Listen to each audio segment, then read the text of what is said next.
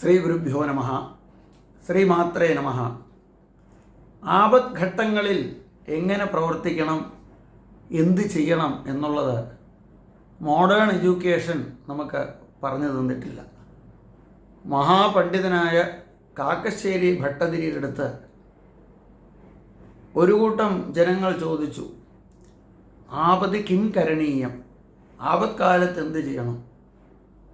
ഉടൻ തന്നെ ഭട്ടതിരി പറഞ്ഞു, സ്മരണീയം ചരണയുഗളം അമ്പായാഹ, ദേവിയുടെ പാതാരവിന്ദത്തിനെ സ്മരിക്കണം. ദേവി സ്മരണമാണ് ഏറ്റവും അത്യാവശ്യം. ദേവി മാഹാത്മ്യം എന്നുള്ളത് ദേവിയുടെ വളരെ വിശേഷപ്പെട്ട ഒരു ഗ്രന്ഥമാണ്. ഭാരതദേശം മുഴുവനും പാരായണം ചെയ്യുന്ന ഒരു പ്രധാനപ്പെട്ട ഗ്രന്ഥത്തിൻ്റെ 11-ാം അധ്യായം നാരായണി സ്തുതി, അതുപോലെ സപ്തശ്ലോകിയും ആപതുന്മൂലന സ്തോത്രം, ഇത് മൂന്നും എല്ലാ ഭാരതീയരുടെയും വിശേഷിച്ച് കേരളീയരുടെയും സംരക്ഷണത്തിനും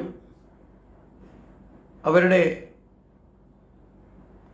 മനോധൈര്യത്തിനും സമാധാനത്തിനും വേണ്ടി ജ്ഞാനാംബിക ഫൗണ്ടേഷൻ ഫോർ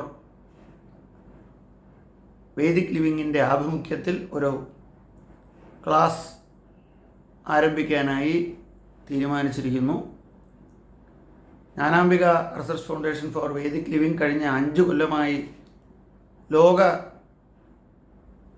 നന്മയ്ക്കും സമാധാനത്തിനുമായിട്ട് ശതചണ്ഡിക യജ്ഞം തിരുവനന്തപുരം ഭജനപുര പാലസിൽ വെച്ച് നടത്തി വരുന്നു.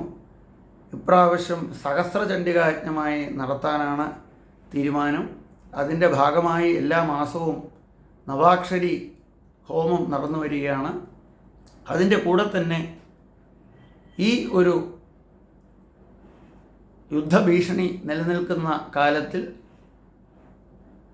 മിഡിൽ ഈസ്റ്റിൽ ഉള്ള എല്ലാ ഭാരതീയരുടെയും മലയാളികളുടെയും സംരക്ഷണത്തിനായിട്ട് ഒരു ചണ്ഡികാ യജ്ഞം മാർച്ച് 21-ാം തീയതി തിരുവനന്തപുരത്ത് വെച്ച് നടത്താൻ തീരുമാനിച്ചിരിക്കുന്നു.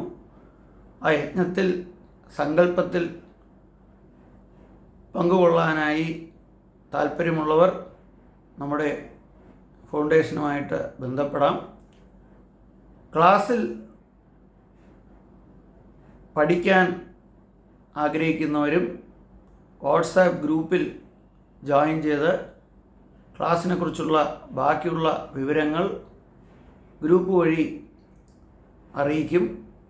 ചണ്ഡികാ യജ്ഞത്തിൻ്റെ കാര്യവും ഗ്രൂപ്പിൽ അറിയിക്കുന്നതായിരിക്കും. എല്ലാവർക്കും ദേവിയുടെ അനുഗ്രഹം ഉണ്ടാകട്ടെ. നമസ്കാരം.